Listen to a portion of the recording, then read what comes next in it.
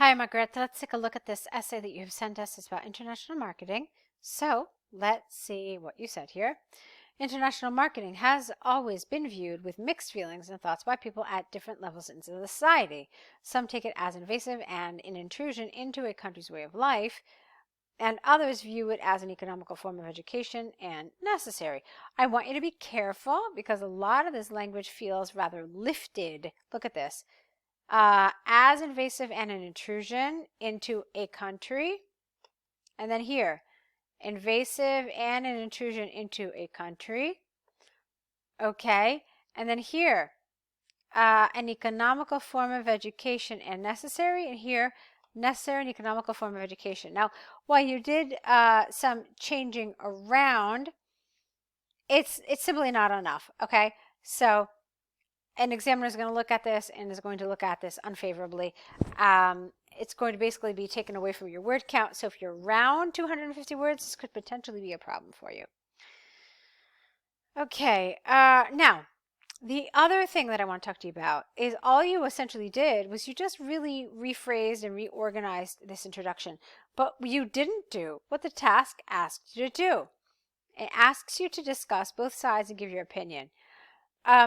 This kind of command, as I call it, is essentially your answer to that is your position.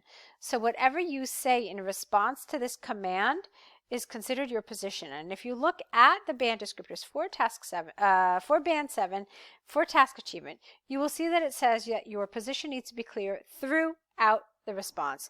So what does that essentially mean? It means that whatever your answer is to this command or any other command, it must be clear from your introduction. So do provide it. Don't just leave us kind of like in suspense until the end of your essay to know, what you think about whatever they're asking you. Okay. Alrighty. So on the invasive and an intrusion part of it. All right. No, this is a little awkward. So with regard to the invasiveness of international marketing, it seems to interfere and interfere with and outshine a country's way of business and commercial management. This may change the people's mindsets towards their own country's products, cultural practices, or lifestyle, for example, and people may prefer shunning products made in their own country, preferring those made in another country. Cultural changes may take place as people will try and adopt new trends set by the marketers.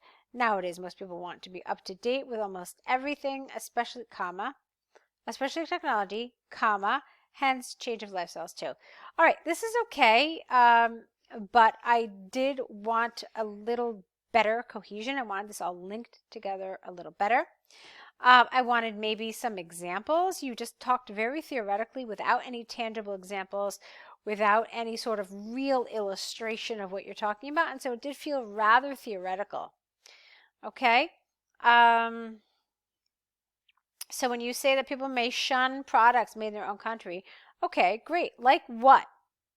Okay, give me an example where you might know this has happened, or make one up. But not only that, explain to us and pinpoint that it's the marketing aspect of this product which has made it more attractive. Okay, so it's not just globalization, because we're all kind of feeling the effects of globalization, but it's specifically the marketing aspect that feels rather invasive. Okay.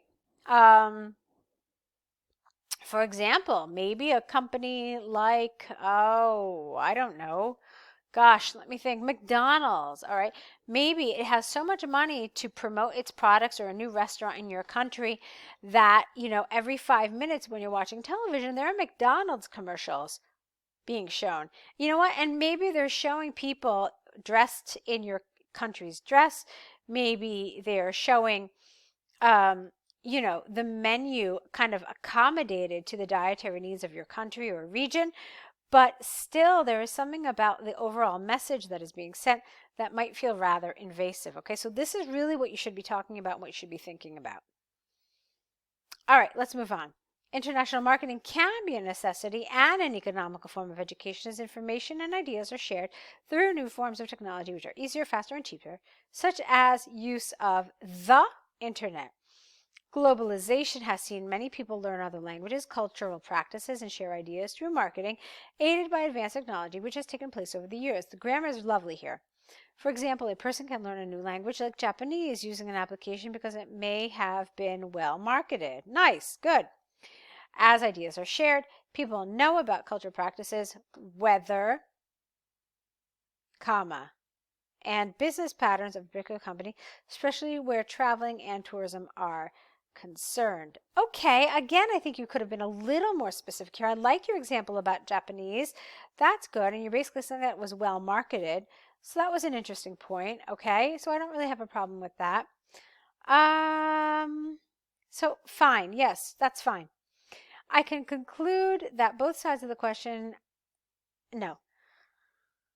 Let's see. I can conclude that with both sides of the question weighed,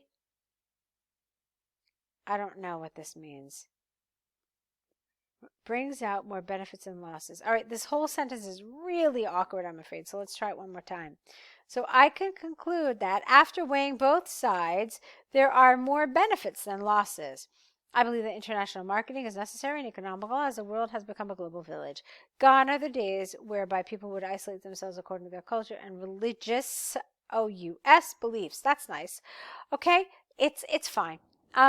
Obviously, there were some areas that I thought you could have done a little better with. I thought you could have expanded. I thought you could have illustrated with more tangible examples.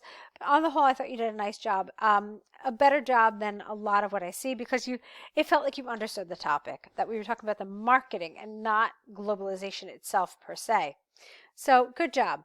I still think that there is work to do. You didn't really specify in your email what score you need, but I think that if you found this feedback helpful, we could work together and we could help you get even higher and do even better and make sure that you're getting the score on IELTS that you need and the one that will help you achieve your goals. So look at what's available through IELTSpodcast.com. Obviously, there's the online course, there's essay corrections. See what works for you best. And I really do encourage you to sign up for something because really the feedback you'll get and the information you'll get, of course, along the course are really, really priceless. Okay?